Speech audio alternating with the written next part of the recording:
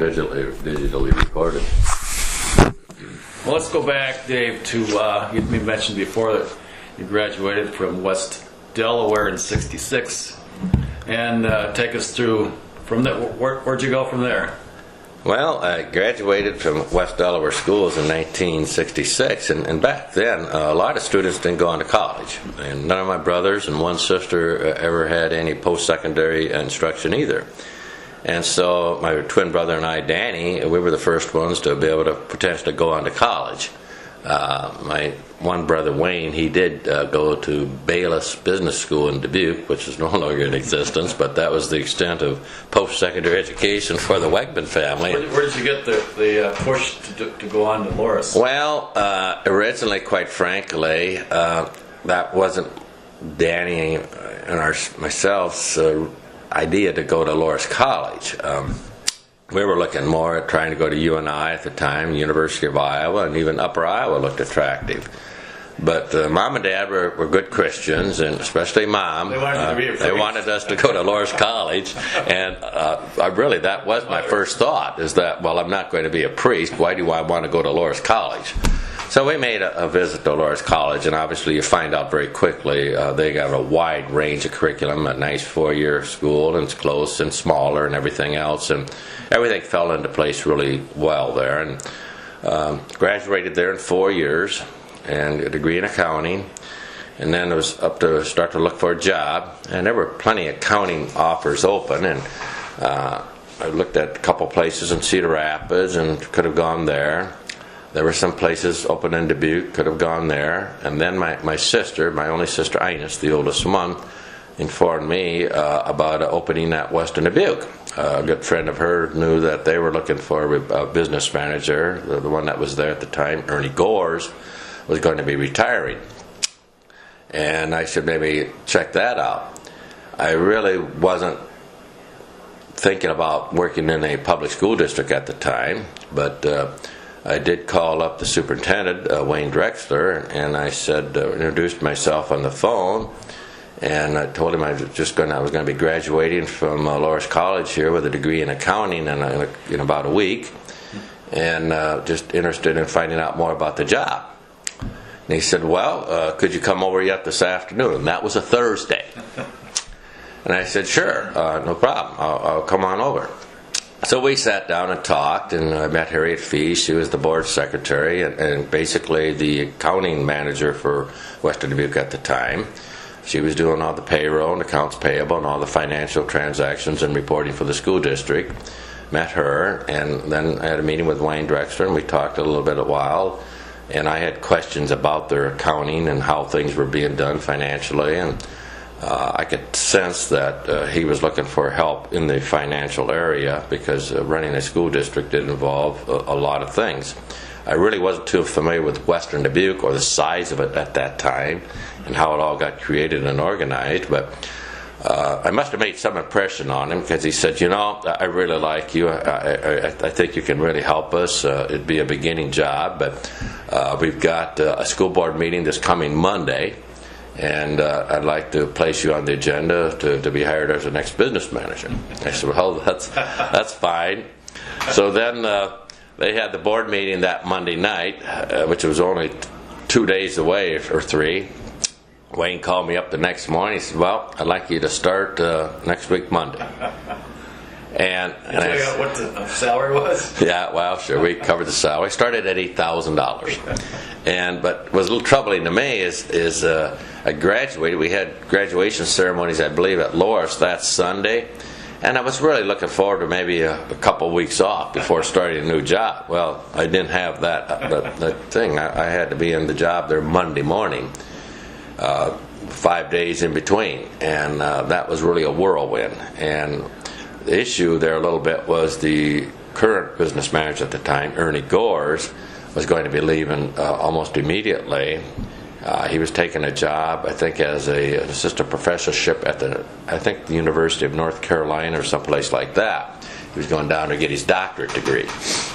And I thought, well, okay, Wayne wanted me to work with him or get to know a little bit through him for at least a week. So I got to I really got a quick course in 5 days. We obviously didn't cover everything about Western Dubuque and all the finances involved with it in that short period of time. And, you know, what I'd have to say is I really did sense this is going to be an enormous job. Harriet, a wonderful person. Just I never, over the years, the more I got to know her, I could see, wow, what a individual that could, you know, really have strong feelings about running the district's finances and having a lot of stewardship with district money. She really had it.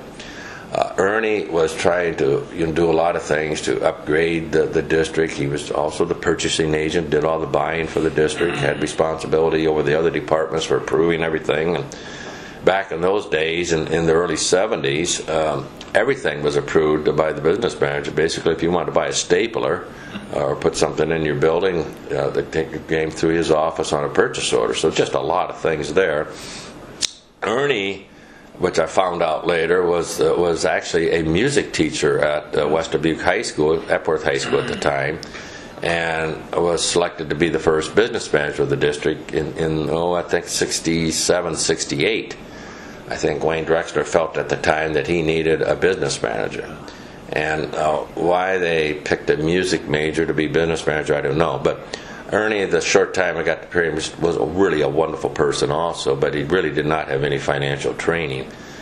And I was a little bit taken back by the lack of really organized accounting principles that we had at the time. It was, I hate to use the term, but it was shoebox accounting. And Western Dubuque was not unlike a lot of districts in that regard. Most school districts back then did not have formal accounting procedures. They didn't know anything about double entry accounting or financial statements or balance sheets and doing things on a monthly and interim basis and filing reports on an accrued accounting basis. That was just, those were new terms. Of course, I went through Loris and I did take courses in public accounting and the like, and I felt pretty good about what was missing there, and even had long discussions with our auditors the first time they came out about what needed to be done at Western Dubuque to get us up to speed, slow but sure, with our financials. I was probably dismayed the most the first year by finding out how many people had checkbooks. Building principals had checkbooks, Hot Lunch had checkbooks, activity funds had checkbooks. It was all over the place. And I remember having some spirited discussions, even with one of the stronger persons of Western Dubuque over the years, Ralph Buck. Buck was the principal and outstanding manager at Epworth High School, and he was running the activity fund. Well, again, that was I just couldn't see that happening. I said, we got to change that. You can't have the activity directors and principals writing checks out. You got to have segregation of funds and the like. And there were some major changes that occurred in the 70s and 80s to really get us turned around financially as far as reporting. Discussion with Buck to get that changed. Well, I wasn't in a position as the newcomer on the block to say those kind of strong words to Mr. Buckman. And at the same token, I said to Wayne Drexler, I said, Wayne, we need to make these changes, or I need to move on. I said, you can't just sit there and do this kind of accounting and go down the road. And I think Wayne wanted to hear that, but he had to be the one to support that decision and make it happen. And with great people like the Ralph Buckmans of the world, you don't do that overnight. You don't pull the rug overnight. You do that gradually, and you kind of do things. And the transition occurred very well. And we had a lot of good things over the years to bring our system up to date. I can still remember, even with Harriet Fees, and I just love that lady, but we changing some of her duties and putting in the first financial accounting system. That was a challenge. Putting in, buying our first accounting machine, and we had to be careful that we didn't use the word computer. There were a lot of people back in the 70s and early 80s yet did not accept even computers, or laptops weren't in existence, but the idea of a computer or a financial calculator in the classrooms was not accepted. And I remember convincing the board that we need to buy this and I used a different term other than computer, but we needed to have this accounting machine in our office to help with financial transactions. Oh, God. You can't be doing everything on paper and magnetic strips. And that was a big step, just getting the financial operations up to date and modernized. But again, and I got to repeat that, we were not alone. Most of the school districts, even the larger ones in the state of Iowa, I'm talking about big city. I'd go around and look at, well, let's say the Dubuque schools or Cedar Rapids schools or Waterloo schools. Financial accounting back there, days in the 70s and 80s was not up to par at all. Yeah. But that's the way things were done back then.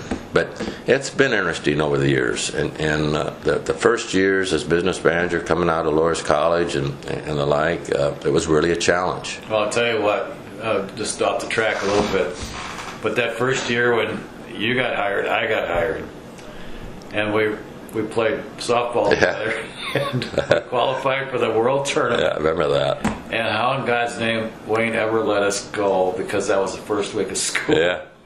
I'll tell you. Well, I remember that very clearly. You and I went up to his cabin up at Guttenberg and said it to him, and Wayne had a really good personality. You know, he had different feelings about some things than what he might show in public. And it was so warm to have him say to us, "Well, have a good time."